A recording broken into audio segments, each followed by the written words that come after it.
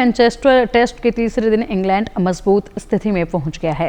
Stumps तक 7 wicket खोकर 544 run बना लिए हैं। पहली पारी के आधार पर इंग्लैंड की बढ़त 186 रन की हो गई है। ओल्ड ट्रैफर्ड स्टेडियम जो रूट ने शतक लगाया है। उन्होंने ओली पोप और बेन स्टोक्स के साथ शतक की साझेदारी की। पोप और कप्तान स्टोक्स ने भी अर्धशतक लगाए हैं। स्टोक्स 77 रन बनाकर नाबाद हुए हैं। उनके साथ लियाम डॉसन 21 रन पर खेल रहे हैं। भारत की ओर से रविंद्र जडेजा और वाशिंगटन सुंदर ने 2-2 विकेट लिए हैं।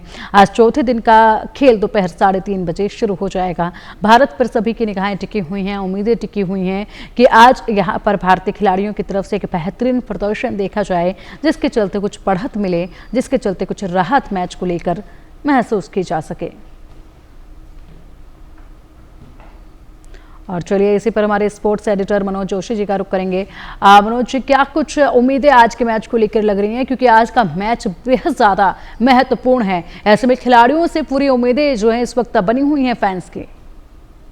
देखिए, कमजोर बॉलिंग हो, कमजोर आपका जो है बॉडी लैंग्वेज हो, तो उसके बाद आप जीत तो आपके हाथ से निकल चुकी है। अब आप मैच को ड्रॉ कराने की तरफ आप सोच सकते हैं। उम्मीद कीजिए कि इंद्र देवता थोड़े मेहरबान हो जाएं। 40% जो है मैच में आज बारिश के चांसेस हैं, और उसमें स्क्वायर बाउंड्री जो है, जितना स्क्वायर है उसी को कवर किया जाता है यहाँ पर। और उसके बाद जो है अगर मैदान गीला हो जाता है तो उस स्थिति में सुपर सोपर में उम्मीद कीजिए कि ज्यादा से ज्यादा समय नष्ट हो।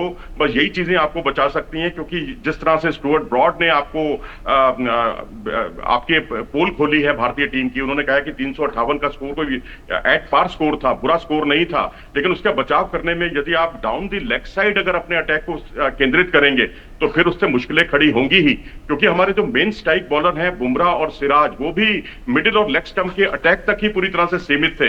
तो ऐसी स्थिति में भारत ने अपनी मुश्किलें खुद बढ़ा ली हैं। बुमराह की स्पीड देखें तो वो बहुत डाउन हो गई है।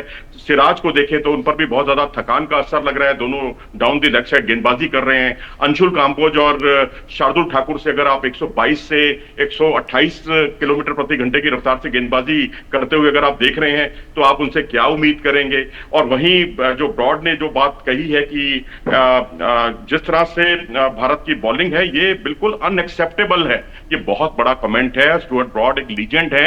एंडरसन और ब्रॉड की जोड़ी दुनिया भर में उनकी तूती बोला करती थी।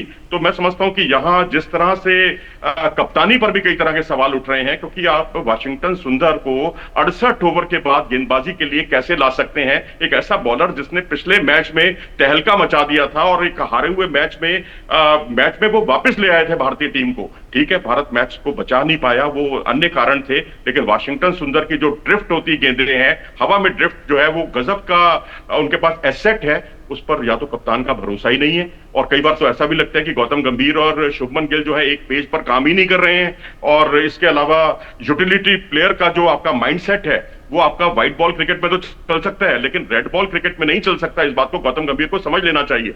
गौतम गंभीर जब बतौर कमेंटेटर कुछ समय पहले जब इस तरह के बयान देते थे कि कुलदीप यादव को लाओ, पता नहीं कोचिंग को क्या हो गया, भाई अब तो आप कोच हैं, अब आप क्यों नहीं ला रहे हैं उनको। तो ये इंग्लैंड में जाकर अगर आपको मैच जीतने हैं तो स्पेशलिस्ट बॉलर से आप मैच जीत सकते हैं। आप शार्दुल ठाकुर से या एक डेब्यूटेंट जो है अंशुल काम्बोज से मैच नहीं जीत सकते। और रही सही कसर जो है हमारे जो मेन स्ट्राइक बॉलर्स हैं उन्होंने पूरी कर दी है, जिस तरह की उनकी गेंदबाजी रही है। तो मैं समझता हूं कि ये इन सारी चीजों पर विचार करने की जरूरत है।